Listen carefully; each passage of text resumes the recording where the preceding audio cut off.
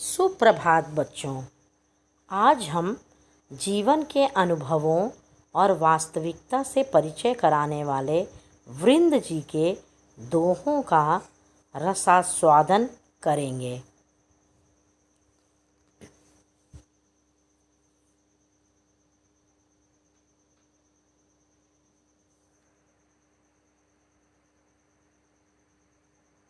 सुरसती के भंडार की बड़ी अपूरब बात, ज्यों खर्चे त्यों त्यों बढ़े, बिन खर्चे घटी जात, बिन खर्चे घटी जात। इस दोहे में कवि वृंद ने विद्या रूपी धन की विशेषता बताई है। कवि कहते हैं कि माँ सरस्वती के ज्ञान भंडार की बात बड़ी ही अनूठी और अपूर्व है।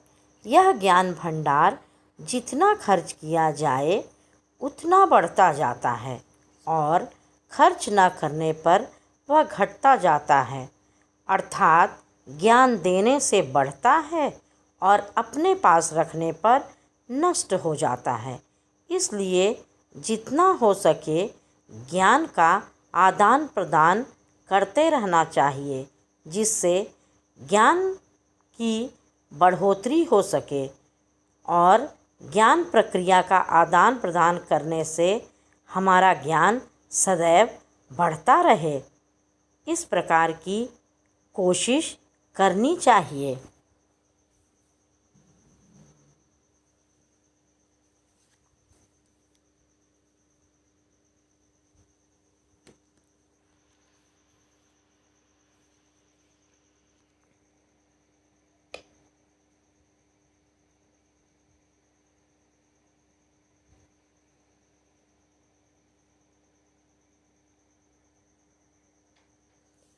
करत करत अभ्यास के जड़मति होत सुजान,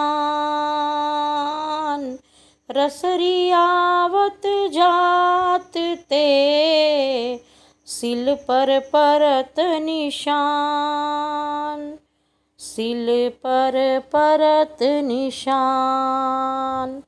इस दोहे में कवि ने अभ्यास का महत्व बताया है। उन्होंने अभ्यास का महत्व बताते हुए यह कहा है कि लगातार अभ्यास करने से मूर्ख व्यक्ति भी बुद्धिमान हो जाता है। जैसे कुएं के मुंडेर पर रस्सी के बार बार घिसने से पत्थर पर भी निशान पड़ जाते हैं, वैसे ही अगर मनुष्य हिम्मत बिना हारे लगातार किसी काम को सीखने की कोशिश और अभ्यास करता है तो एक दिन वह अवश्य ही सफल हो जाता है। जिस प्रकार एकलव्य ने धनुर्विद्या का लगातार अभ्यास किया था तथा उसने धनुर्विद्या में महारत हासिल कर ली थी।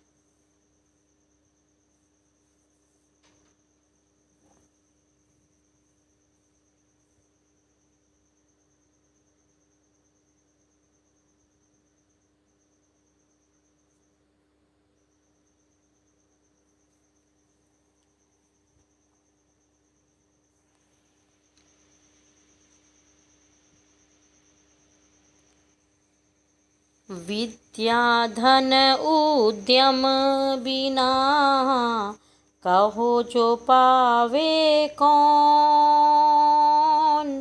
बिना डुलाए ना मिले ज्यों पंखा की पौन।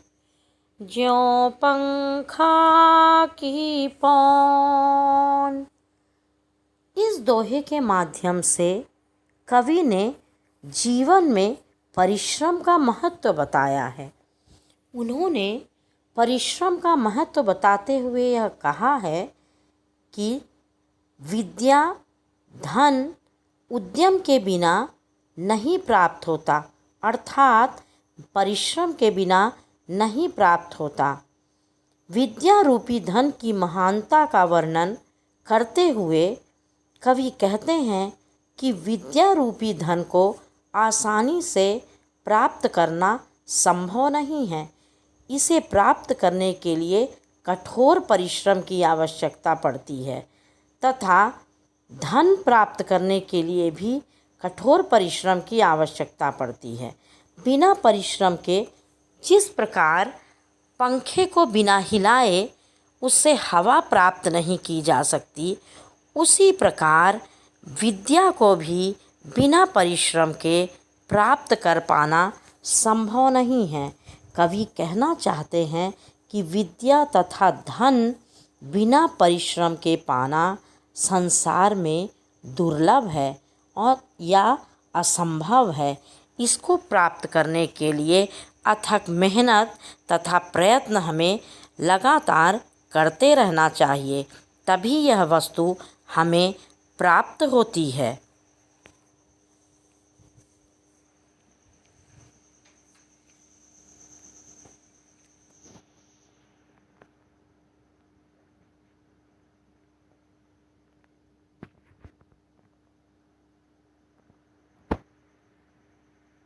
इन नीति के बातों को हमें अपने जीवन में सदैव याद रखना चाहिए बच्चों, जिससे हम अपने जीवन में मेहनत परिश्रम को सतत अभ्यास द्वारा लगातार बनाए रख सकें।